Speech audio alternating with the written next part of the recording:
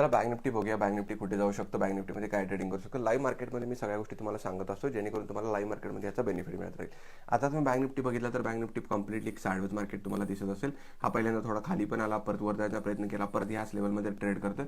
So ह्याचे कोणते direction clear नाही आहे की याला कुठे जायचं आणि कुठे नाही जायचं आहे. थोडासा वेट करूया आपण मार्केट, लेकिन परत मला आता ज्या पद्धतीने मार्केट दिसतंय, हा परत एकदा या वरच्या लेवलला टच करायचा प्रयत्न करू शकतो. बँक निफ्टी परत एकदा मोमेंटम वरती जाऊ शकते, इथे मार्केट इझिली टच करू शकतो. बघूया आता कशा पद्धतीने ट्रेड करतोय, त्या गोष्टी मग ऑब्झर्व करून आपण पुढचा ट्रेड घेता येईल आपल्याला. बिकॉज इथे ट्रेड करत असताना जेव्हा पण मार्केट साइडवेज असतं तेव्हा पण आपल्याला कन्फ्युजन क्रिएट करत असतं, आणि या कन्फ्युजनमध्ये तुम्हाला कुठे ना कुठेतरी कायम ट्रॅप आउट होत असतो. त्यामुळे ट्रेड जेव्हा पण करत असाल तेव्हा कन्फ्युजिंग वाटत असेल तर बिलकुल ट्रेड करू नका.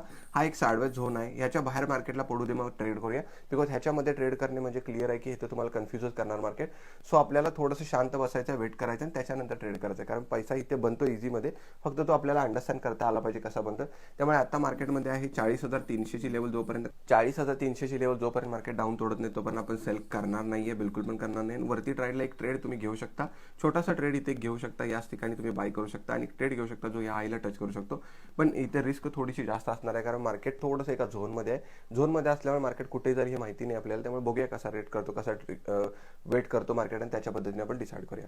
चला भेटूया आपण नेक्स्ट व्हिडिओमध्ये. तोपर्यंत बाय.